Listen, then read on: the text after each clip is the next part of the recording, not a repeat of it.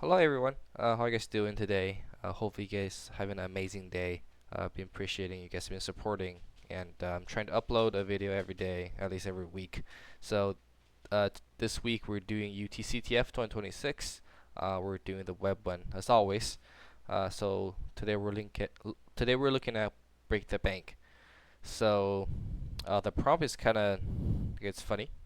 It's following the latest trend in web design or web security in that matter. Just look at the website and try to hack it.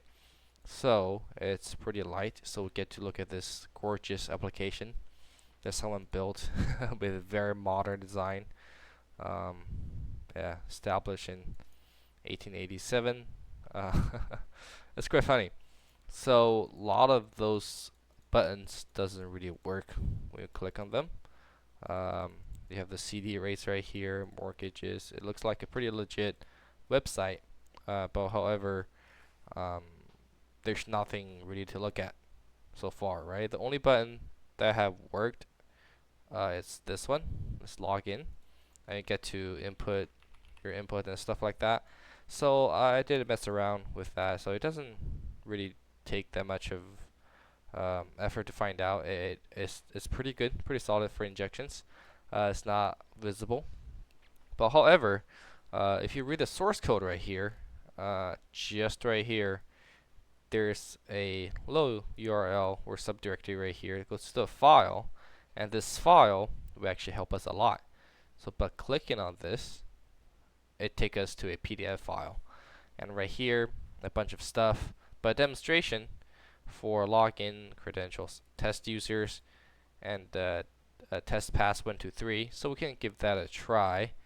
I think that's the author leaving us the hint by going some places, and hopefully this would the 123 123. Whoops.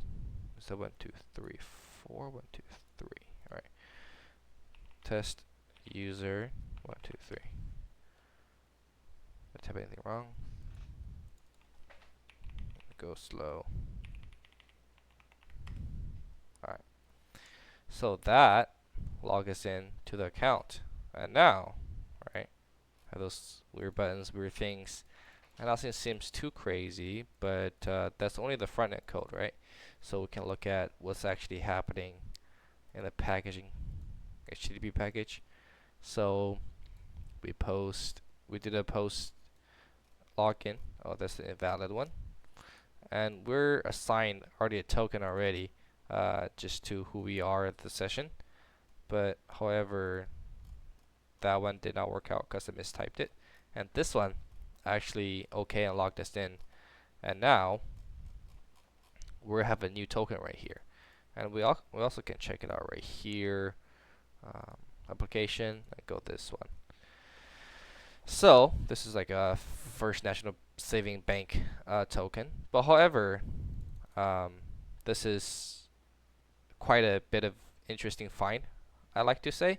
This is a little longer than regular JW token. It looks like JW token, but it's a little long, it's a little odd. So I put it in my burp decoder.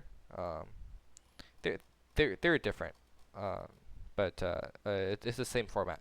So turns out this is a JWE instead of JWT. So JWT is it's a Java Web Token, as we all know, and it's a way to authenticate people. And after you you input your password correctly, then they check and they give you a token. They have validation on there, so you can use that to access whatever API or endpoint that you want.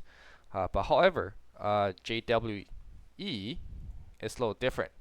It's a JSON. Did I say Java? My bad. JSON web encryption. Um, so it's part of Jose, which is a JSON. I don't know, but it's a JSON web.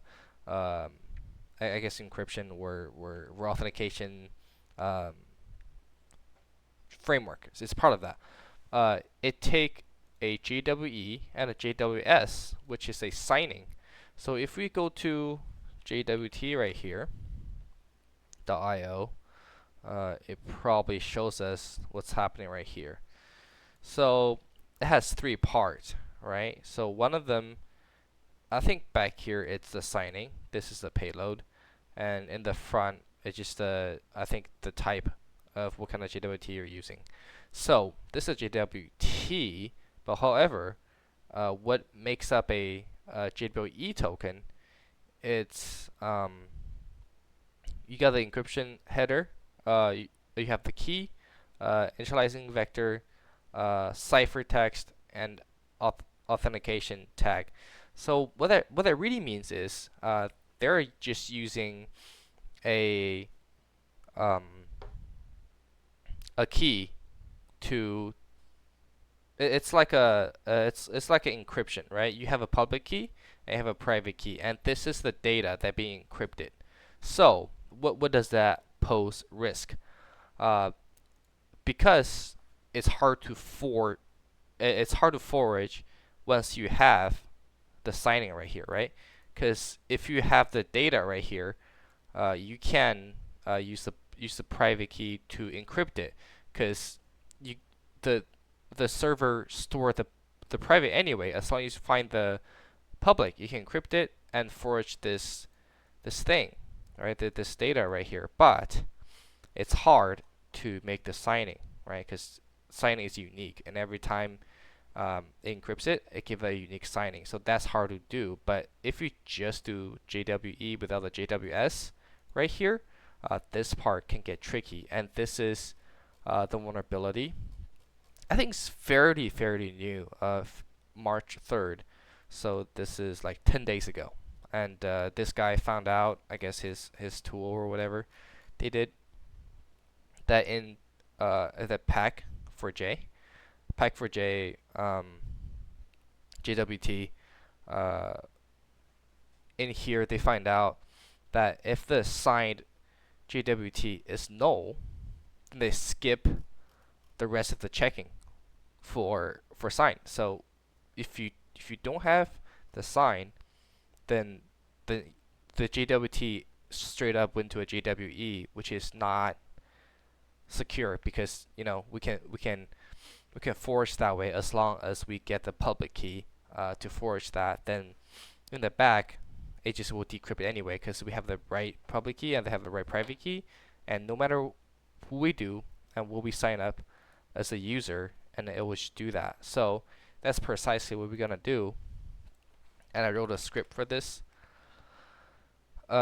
It's fairly it's fairly easy. So where do we get this public key, right? Given the CTF challenge, it did not keep us so busy looking at the useful information. So we found this guy here, right, at a resource. So we go backward one more, and there's key.pen. That's the public key. You can copy this and you put it in here, and you set your user and set your role, and you set your time, and you set your expiration time, and you want to specify the same thing that uh, the encryption use, the encryption method. I think right here you can find it. Yeah, exactly what you need, and you just encrypt it with the public key, and you forge it, and the system will read it because it can't decrypt, and you're admin. So you can save this. I already ran it, but we'll run it one more time. Oh, that's a nano. My bad. 3. And now I have this, right? So we'll grab this and go to proxy. Oh, and one more thing I forgot to mention. In here, there's really no where is this? There's no admin site, right? Because it's hidden. If you look up admin right here. Whoops. Is it looking up? Let's see. Admin. Oh, we're in the very first challenge.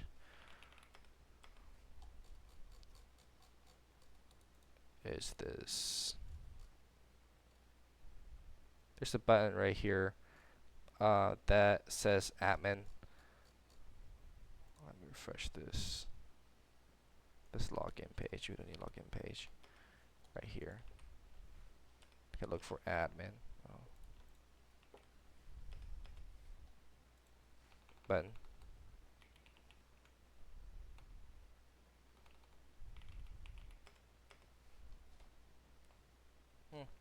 But I do remember somewhere hidden somewhere it did say a admin button. But anyway, it doesn't really matter. It has a tab that is admin, but it's hidden, so you don't have to. There's no button for you to click on it. The button's hidden. But anyway, we could just access on the HTTP. Anyway, so we can just come here and we go post. We come here and go get admin, and we'll put our forage token right here. And then you can look for flags. Flags box. And there you go. There's your value. So it's a really similar situation with this one. They just kind of skip the signing process of the JWT, which is very important.